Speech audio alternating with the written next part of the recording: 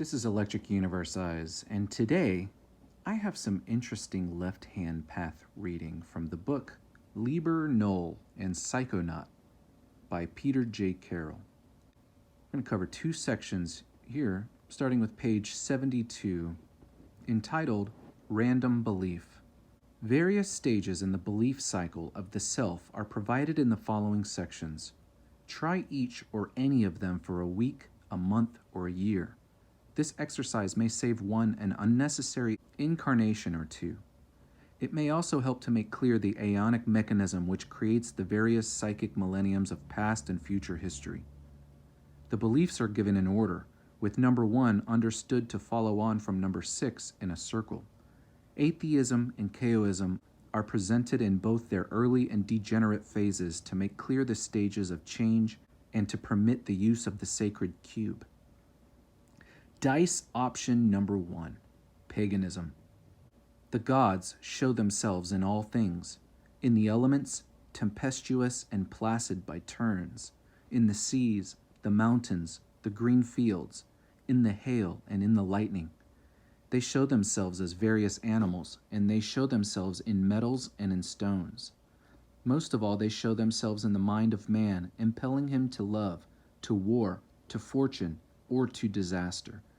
The gods watch over everything in the world. There is no thing not under the auspices of some god or other.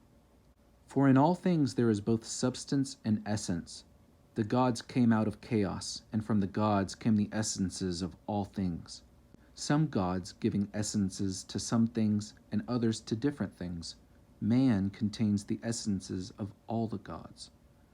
What is good or what is ill is what is pleasing or displeasing to the gods. But what is pleasing to Mars may not please Venus. Hence there is war in heaven, even as there is war in man. Yet by making an appropriate invocation or offering, we may set matters aright and gain their favors. If we live always in devotion to our patron god and do not displease the others overmuch, our shade will go at death to rejoin the essence of its deity. Dice option number 2, monotheism. There is but one God who created everything. He created man in his own image. He gave man free will to do good or evil. Good is what pleases God. Evil displeases him. After you die, God will reward or punish you for pleasing or displeasing him. God also created angels and demons. These are spirits with free will. Some remained good, some remained evil. These spirits help man to become good, or tempt him to do evil. If you stop doing something evil, God will be pleased. If you stop doing something you enjoy, for God's sake he is also pleased. You may pray to God and ask him for help. You may worship him with prayer also. By this he will be pleased. To know how to be good and please God, you must obey the teachings and the authority of the religious hierarchy he has established on earth as the one true religion. Dice option number 3, atheism. The idea of God or a personal soul is an hypothesis we have no need of. Besides, there is not the slightest scrap of material evidence that will stand up to examination. Let's stick to what's real, shall we? There is always some sort of a reason or explanation for everything, even if we haven't managed to work it all out yet. But we're doing pretty well. I mean, you've only to look around yourself. The whole universe works on a sensible cause and effect basis. It's only hocus pocus if you're too primitive to work out how it works. Free will, for instance, is probably just an illusion caused by some defect in the neuroelectrical biochemical plumbing in the brain. But we'll all go on using it till we find out. After all, enjoyment is the whole point in life. The only sort of morality of law worth having is that which stops fools from spoiling their own or other people's enjoyment in the long run. And when you're dead, until we find evidence to the contrary. Dice option number 4, nihilism, late atheism. Material causality is everything. Science can probably explain away everything. There is nothing which is not caused by something else. But this is no explanation. The world now seems accidental, arbitrary, and without meaning. We can know how everything happens, but there is no reason why. The universe has become predictable but meaningless. That is the burden of intelligence, of being able to see through it all. There is obviously no spirit or personal survival after death. Hence, there is no reason to do anything, or for that matter, to restrain from doing anything. Even this is to deceive ourselves, for there is no such thing as free will. One cannot help but get involved in doing because one happens to be. All motivation is just an attempt to put the body-brain in a lower energy, less tense state, even if by a roundabout route. There are no absolutes in terms of importance, goodness, meaning, or truth that do not arise from the accidental structure of the body-brain and its surroundings. We are just living out the chaotically complex forces which spawned us and which will one day reduce us to nothingness again. Everything we will ever do is just a result of how we are made and what happens to us. For all our pretense of free will, we are an accident running a fixed but unknown course. Dice option number 5. Chaosism. As above, so below. I am the universe. The life force in us is the life force of the universe. The subtle force in us, the ether, is the subtle force of the universe. The gross matter in us is the gross matter of the universe. To chaos, nothing is true, and everything is permitted, though it has limited itself to the principle of duality in building this world for itself. For a further elucidation of these beliefs, consult the Book of Chaos in its entirety. Dice option number 6. Superstition, low chaosism. All phenomena having come from the one source, there exist mysterious connections between things with similarities. All like things contain the same signature or essence. They share the same spirit. This essence or spirit can be made to go into other things by bringing the signature-bearing objects into contact with whatever is being treated. This is the principle of contagion. All things being connected in diverse, mysterious ways, one can take augury from anything about anything of which it reminds one. There is nothing that is not an omen about something else to him, but has the wit to know it. And by similar wisdom, anything can be affected by performing the required action on some other thing that reminds one of it. Like attracts like, the principle of similarity. Wisest of all are those who know the most deeply hidden connections. They are able to be reminded of the obscure by the more obscure. They know what sacrifices are to be made to adjust or placate the essences of things. Morality is the avoidance of misfortune. One's next incarnation will be as whatever creature of which one's activity in life is most reminiscent. And that ends this section. The next section I'd like to cover starts on page 88, and it's entitled The Millennium. Humanity has evolved through 4 major states of consciousness, or aeons, and a 5th is on the horizon. The first aeon comes out of the mists of time. It was an age of shamanism and magic when the rulers of men had a firm grasp of the psychic forces. Such forces conferred a high survival value on puny naked man living in intimate communication with the dangers of a hostile environment. This form of consciousness has left its mark in the various underground traditions of witchcraft and sorcery. It has also survived in the hands of several aboriginal cultures in which the powers were used to enforce social conformity. The second pagan aeon arose with a more settled way of life as agriculture and city dwelling began. As more complex forms of thought arose and men moved further away from nature, the knowledge of psychic forces became confused. Gods, spirits, and superstition uneasily filled the gaps created by loss of natural knowledge and man's expanding awareness of his own mind. The third, or monotheistic, aeon arose inside of the pagan civilizations and swept their old form of consciousness away. The experiment was begun once in Egypt but failed. It really came into its own with Judaism and later with Christianity and Islam, which were offshoots of this. In the East, Buddhism was the form it took. In the monotheistic aeon, men worshipped a singular, idealized form of themselves.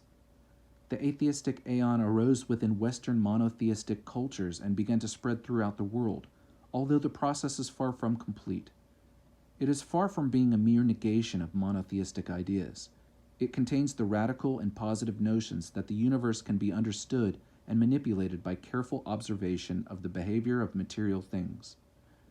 The existence of spiritual beings is considered to be a question without any real meaning. Men look toward their emotional experience as the only ground of meaning. Now, some cultures have remained in one aeon, while others have swept forward, but most have never completely freed themselves of the residues of the past. Thus, sorcery tainted pagan civilizations and even our own. Paganism taints Catholicism and Protestantism. The time required for a leading culture to break through into a new aeon shortens as history progresses. The atheistic aeon began several hundred years ago. The monotheistic aeon began 2.5 to 3,000 years ago. The pagan aeon began about 6,000 years ago with the beginnings of civilization, while the first shamanistic aeon goes back to the dawn of humanity. There are signs that the fifth aeon is developing exactly where it might be expected, within leading sections of the foremost atheistic cultures. The evolution of consciousness is cyclic in the form of an upward spiral. The fifth aeon represents a return to the consciousness of the first aeon, but in a higher form. Chaoist philosophy will again become a dominant intellectual and moral force. Psychic powers will increasingly be looked to for solutions to man's problems. A series of general and specific prophecies may be extrapolated from current trends to show how this will come about and what role the Illuminati will play in it. Decades, possibly centuries, of warfare lie ahead. The remnants of monotheism are collapsing fast, despite the odd revival before secular humanism and consumerism. The technological atheist superstates are trying for a stranglehold on human consciousness. We are entering a phase which may become as oppressive to the spirit as medieval monotheism. The production and consumption equation is becoming increasingly difficult to grasp or balance as the consumer religion of the masses begins to dictate politics. More and more mechanisms for the forceful regulation of behavior have to be introduced as population density pushes individuals to seek ever more bizarre forms of satisfaction in material sensationalism. The problem with any belief system is its tenacity and inertia once it is established and dominant.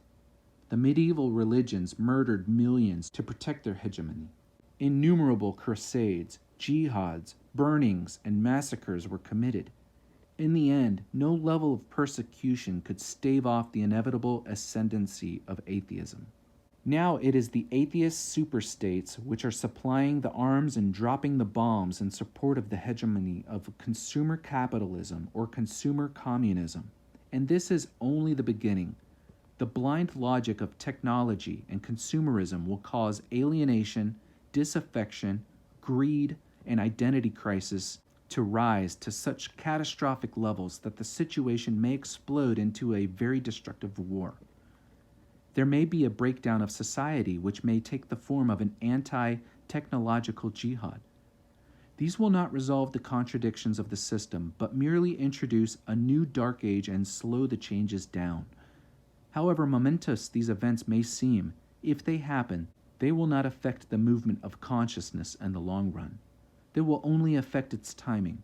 But the Illuminati must be ready to exploit the changes which will definitely occur. Among these are the death of spirituality. Fixed ideas about the essential spirit or nature of man will be completely abandoned as an emotional technology becomes more refined. Drugs, obscure sexualities, faddism, strange entertainments, and material sensationalism are a preliminary groping towards this end. Chemicals, electronics, and surgery will only tend to enslave. Gnosis, the alphabet of desire, and other magical methods tend to liberate. The death of superstition. Prejudice against the possibility of the occult or supernatural will give away in the face of a developing magical technology. Telepathy, telekinesis, mind influence, hypnosis, fascination, and charisma will be systematically examined, refined, and exploited as methods of control. We may see magicians working behind barbed wire and in underground cells also. The death of identity. Ideas about a person's place in society, his role, lifestyle, and ego qualities will lose their hold as the cohesive forces in society disintegrate. Subcultural values will proliferate to such a bewildering extent that a whole new class of professionals will arise to control them. Such a transmutation technology will deal in fashions, in ways of being. Lifestyle consultants will become the new priests of our civilizations. They will be the new magicians. The death of belief. We will abandon all fixed ideas about what is absolute or valuable and what constitutes morality as psychological technology develops. Techniques of belief and behavior modification in the military, in psychiatry, in places of detention, in propaganda, in the schools, and in the media will become so sophisticated that truth will become a matter of who creates it. Reality will become magical. The death of ideology. Ideas about what form human aspiration should take will give way to a science of the preservation of the control mechanism, government and its agencies. These may become global or semi-global, but their primary concern will become preservation of the government, for or against the people. Primitive cybernetics will mushroom into a political technology. Governments will be provided with the choice of either accommodating themselves to coordinating, proliferating human variety, or seeking to reduce that variety by repressive measures. These are the two sections I wanted to share with you so far. This book was written prior to the coming of the Millennium. It's now 2019, and we're 2 decades in, and I'm seeing and experiencing these things myself. What will the future become? What will be moderated? What will be our belief systems? And what will control it all? Unless we have a dramatic change in our skies, everything is going to be controlled by the images that's put into your minds every day. We do live in a world of consumerism and materialism. I'll close with this. If you've never heard of the left hand versus the right hand path, it's all about duality in all things. But in my own experience, you are only taught that one way is the right way. However, in all things there is equality. To be able to truly understand and overcome, you must be exposed to both sides of the coin. So I ask you, is it heads or is it tails?